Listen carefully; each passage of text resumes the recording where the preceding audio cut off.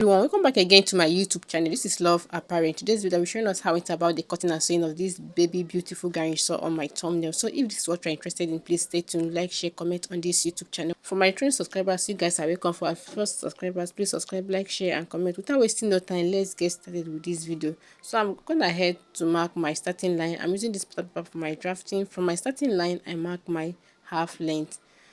I divide my shoulder by 2. I mark my chest line. So I'll go ahead and rule the line. I divide my shoulder by 2 and I connect the line to my chest line. I came in with 2 inches for my neck width and I came down with 2 inches for my neck depth, half inch for my shoulder slope.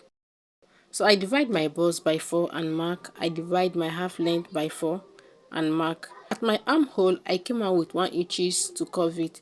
Also, I added extra 1 inches allowance for my seam allowance. You can decide to add it on your fabric or you add it here. From my shoulder, I came down with 4.5 inches and mark for my yoke. So here it is. I'm gonna ahead to cut it up. Next, we'll be marking for the back pattern. Please ensure you include your zipper allowance. As I divide my shoulder by 2 and mark, I came down from my starting line to my chest line. I'll go ahead and make a straight line connecting it. After marking my chest line, from my shoulder I came down with 4 inches to mark my armhole line. I came in with 2 inches for my neck width and I came down with 1 inches for my neck depth. I added 1 inch zip allowance, so I came in with 3 inches now for my neck width, including the zipper allowance. I'll go ahead and curve the lines.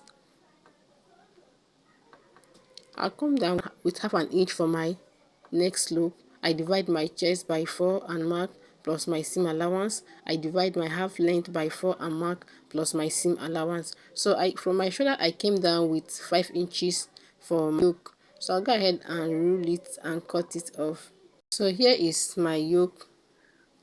It's my back pattern and here is my front pattern. I'm going to be cutting the front pattern on fold. After that, we'll go ahead to cut for the down part. Before we start, we'll be starting off with calculation. So I'm using the waist circumference of 19 inches. So I times it by 3, which gives me 57 plus my zipper allowance, making it 59. To get the formula of my full circle, I'll be dividing 57 by 6.28. That's the formula of full circle, and I have 9.3, so I approximate it to I have 9.8. So I approximate it to 9.4. So here is my gown length, 26. My half length is 9 inches, so I deduct 9 inches from 26 to sum it up to get the number of fabric to cut. I'll add my waist radius, my half length, and 2 inches seam allowance for joining and folding. So after adding it up, I got the value of 28.4. I times it by 2. I have 56.8. So I'll go ahead and times 56.8 into 2. Here I have 113.6. So on my fabric, this is how I'm going to be folding it. Width side, I'm going to measure 28 into 2. So for the yardage side where you cut for your yard, I'll mark my 58.8 into 2. So I'll go ahead and fold it this way into 4. As you can see, on the folded part, I'll mark my waist radius, which is 9.4. I'll mark it all around. I will go ahead and mark my skirt length, that's the half length, the 17 inches.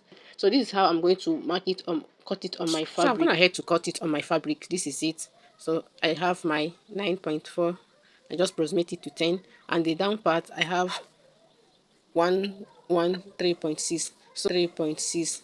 So here I'll be showing us how to pleat it. We'll be dividing 57, our initial 57, if you can remember, by the number I want to pleat. Like I'll be dividing it by 8. I want to pleat it by 8, but that 57 I didn't include my zipper allowance. You just mark out your zipper allowance and you mark 57 divided by 8. So that's what I have here. So after dividing it, I'll go ahead and get the midpoint. After getting the midpoint, I'll go ahead and pleat it this way using my pin to hold it down. Just watch what I'm doing, you get it. After pleating it, I make sure I get my full waist circumference. I kept this aside. I have also joined my shoulder to shoulder and shaped my top. For my cape, I measured from my back half length to my front half length. I added extra 3 inches for ease, so I cut it off. For the wideness, I make it 8 inches.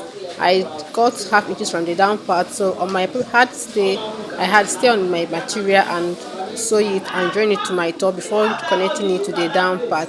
So if you find this video helpful, please like, share, subscribe. You can ask a question on the comment section. Thank you for watching. Bye.